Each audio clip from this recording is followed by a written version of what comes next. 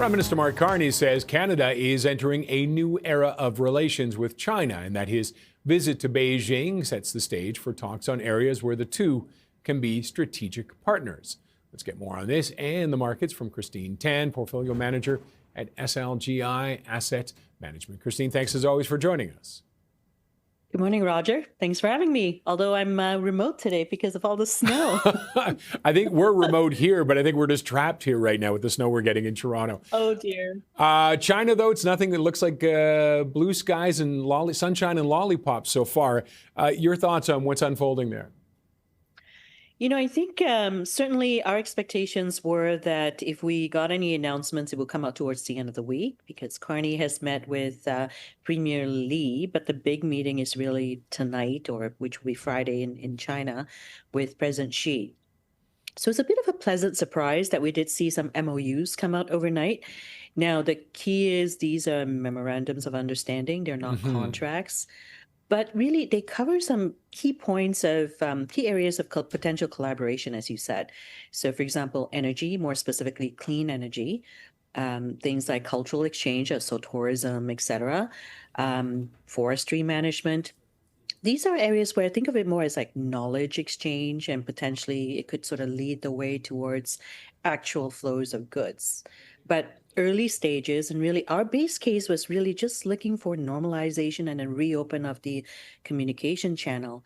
China used to be basically our second largest trade partner after the US. And the U.S. continues to be a very important partner, obviously. But again, it behooves both the U.S. and Canada for us to diversify and think more broadly. And how is the market approaching China with all these talks going on? Do they see the opportunities? Is there concern?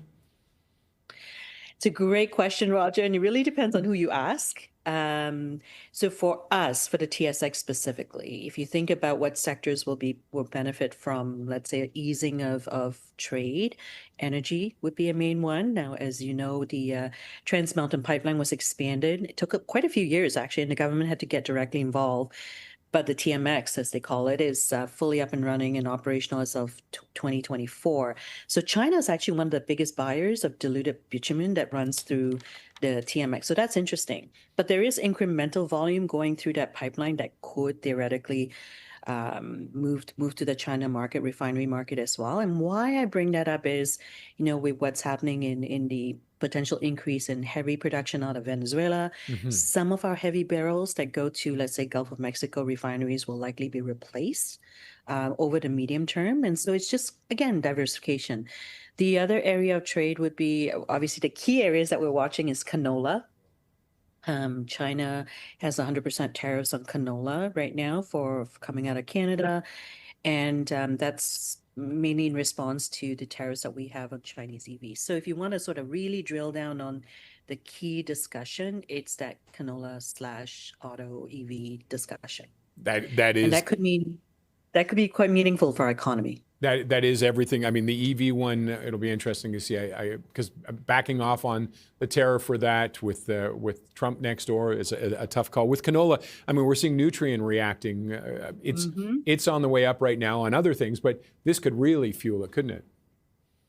It really could. And you have to remember that Canada is also one of the biggest exporters of potash in the world. Now, obviously, there are no direct tariffs necessarily, but these are some of the potential for expansion of trade when it comes to agriculture. So for us, when we think about sectors that particularly would be quite meaningful for Canada in these discussions, autos, agriculture, lumber, those would be three, and energy, obviously. So for now, I think the discussion that's happened so far is more around clean energy. So China's really been leading the way globally, partly because they're so much bigger than the next largest economy that's really implementing solar and wind in a meaningful way. So they've developed a lot of technology that really perhaps we could learn from or leverage as we try to become our own sort of energy superpower. So Carney's talked about the importance of really rethinking our role, Canada's role as a global energy superpower, and that embraces everything from traditional hydrocarbons, so oil and gas coming out of Alberta, that's a key growth area, but also alternative energy growth areas. And now, of course, we also have to balance it with what's what's happening with the U.S. And I mean, the reality is they're still our biggest trading partner. How are things looking as we look ahead for the year for Canada in general? You know, Roger, if you told me I was going to start 2026 with some of the headlines that we've seen, I would have said, well, then the bond market must be reacting to some of these discussions around the Fed, some of the noise perhaps in the oil markets. And we really haven't seen much of a reaction. So, not entirely sure what that portends for the rest of the year. In a way, partly the market's become a little bit used to a lot of news. And now that earnings season is kicking off in the US, especially, Canada tends to lag a little bit in terms of timing. The focus is on, okay, what's going to actually impact the earnings of the companies that I own? And for now, because of that more granular focus, like you mentioned, TSMC overnight coming out with really strong numbers, I think that's what's keeping the markets really strong.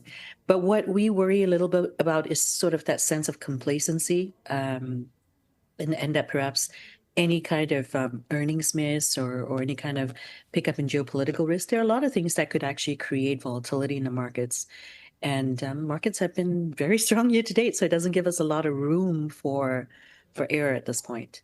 So cautiously optimistic coming in, because when we look at the fundamentals, Roger, the earnings outlook is actually quite favorable. Whether you look at S&P 500, the broadening out, even the TSX, you look at EFI, you look at emerging markets, corporate balance sheets are resilient. Our only sort of bugbear, if you will, is just valuations, especially for certain parts of the S&P 500 and global tech. But again, the actual fundamentals look okay. Okay, well, we'll leave it on that on a happy note. Yes. Christy, thank you very much for joining us. Thanks, Roger. Christine Tan is portfolio manager at SLGI Asset Management.